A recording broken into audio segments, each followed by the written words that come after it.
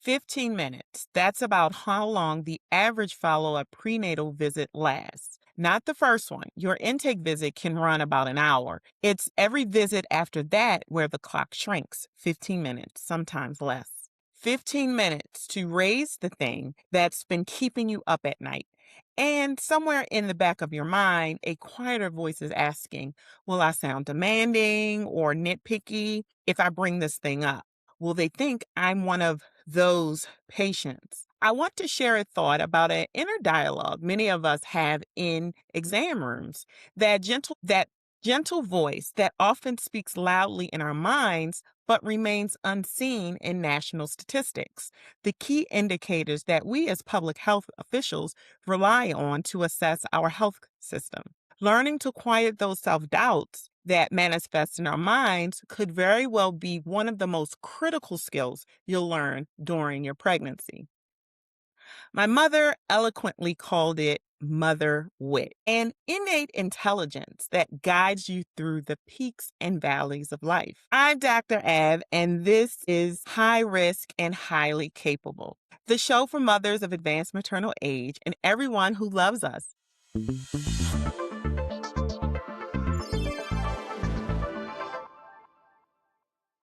Last episode, we decoded high risk and turned it into a plan with three questions. But a plan only works if the room will hear you. So today is about exactly that, how to be heard, especially when the system has a long history of not listening. Let me lead with the numbers because they will tell you something I need you to acknowledge. It's not just you.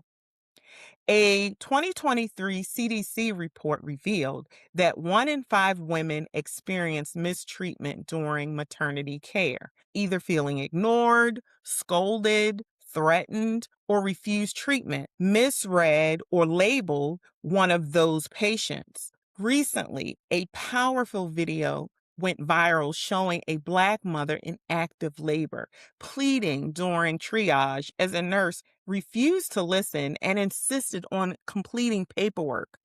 Unfortunately, this kind of experience isn't rare and it affects women of color more often. About 30% of Black, Hispanic, and multiracial mothers report mistreatment. These issues persist among women without insurance or with public insurance as well, with nearly 1/3 reporting mistreatment compared to women with private insurance. But here's the number that stops me every time. In that same report, about 45% of women said they held back, that they did not ask the question or raise a concern they actually had while receiving maternity care.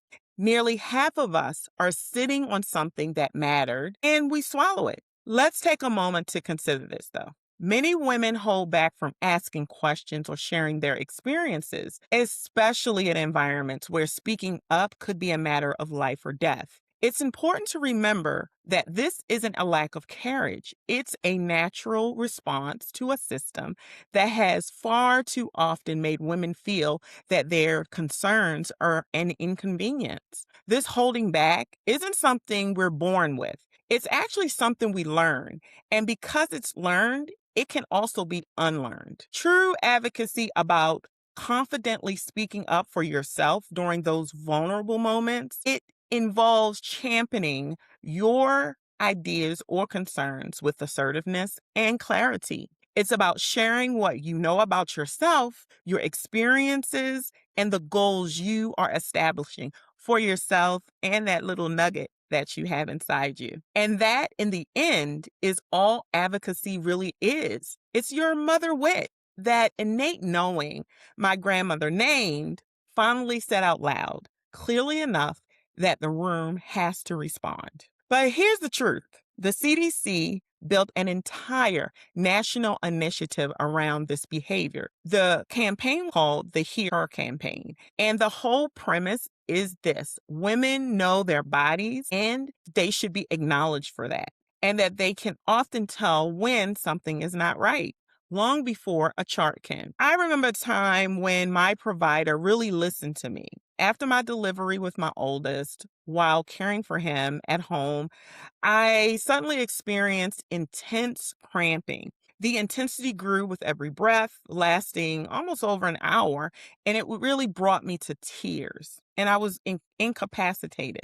Feeling utterly exhausted and unsure what to do, I reached out to my provider. She kindly advised me to go to the emergency room and even called them ahead of time so that they were ready for me. That moment could have been dismissed, but her attentiveness and quick action made all the difference. I really felt understood in that moment and not alone during this difficult time. But I want you to notice something about my story. I got the response I needed partly because I knew exactly who to call and because my mother went into overdrive that was signaling, Houston, we have a problem here. I could clearly state what the issue was and how long it had been happening, and other details to help my provider advise on next steps. So a rebuttal of it will pass wasn't sufficient. We have not built a system that listens by default. We've built one you have to make listen. And that gap, the distance between what a woman knows about her body and what the system is willing to hear, it's not a personal failing. It's something we can and must work to close, one conversation at a time, with kindness, authenticity, and genuine effort. Your instinct is data.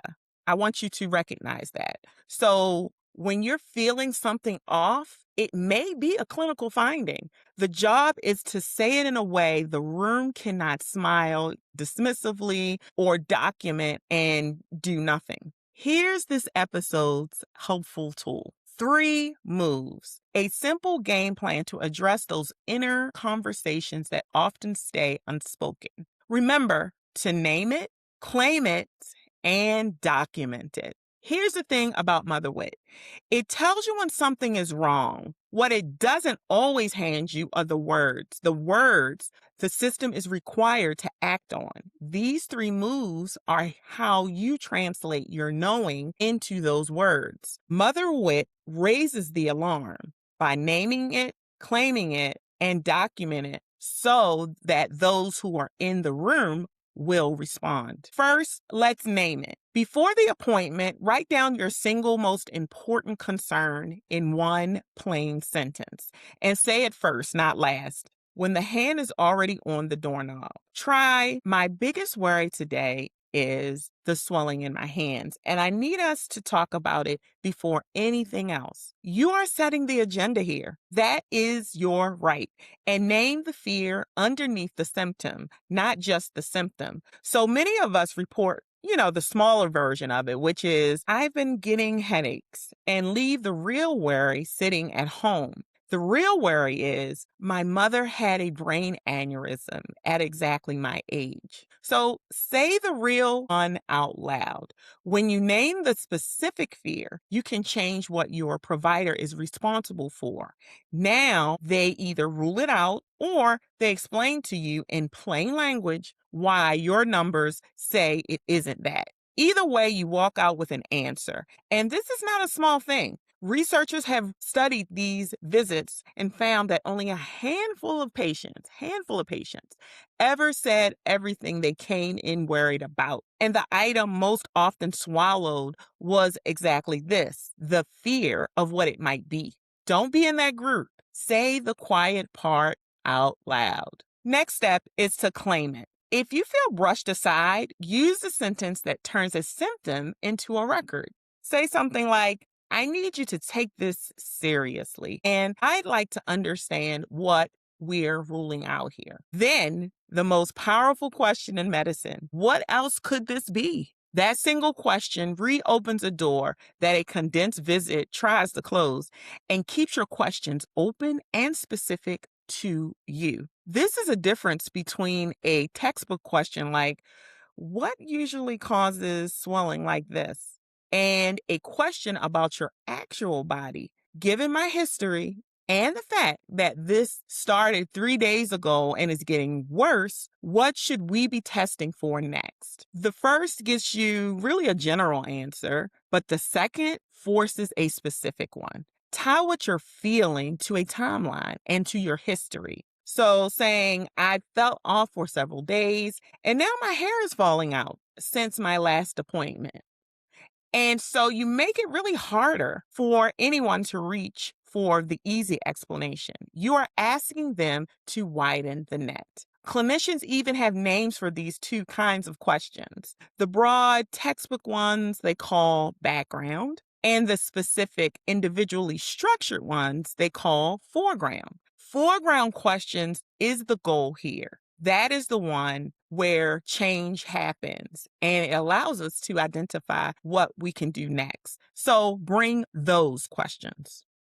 The second is to document it. If a concern is dismissed, ask calmly and clearly, would you please note in my chart that I raised this in what we decided? Most of the time, the request alone changes the conversation totally because it's now on the record and you are always, and let me repeat this, always allowed to ask for a second opinion. Wanting one does not make you difficult. It actually makes you proactive and informed. Remember, you don't have to go through this alone in the room. Bringing along someone you trust, like a partner, your sister, a close friend, can make a big difference. Their main role here is to listen. So give them a notepad so they can jot down notes and speak up with the words you're either too exhausted to say or you just simply forgot. As I shared earlier in this episode, advocacy starts with a confidently you. It's about standing up for yourself, sharing your needs, and making your own choices. And having the extra support, either emotionally or logistically, can really help you. You might consider using a simple signal like a raised hand or a safe word to quietly raise a concern from your list. A gentle prompt such as, hey, remember when you asked about those headaches in the car? Or a way to ask for more clarity if a provider's answer feels unclear.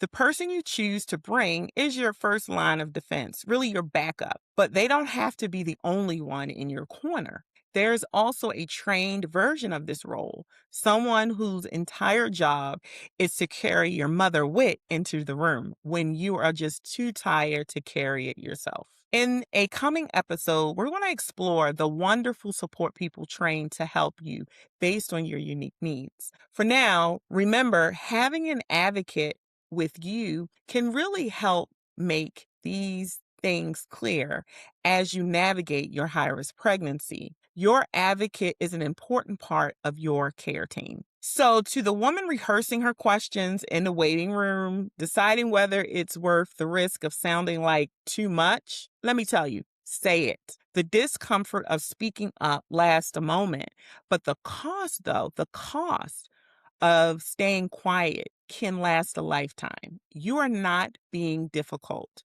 You are being the first and really the best advocate you and your baby will ever have, degree or no degree.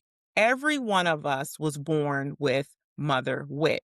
This show only helps you trust it and put it into words that the system has to honor. So remember, name it, claim it, and document it. I'm Dr. Av.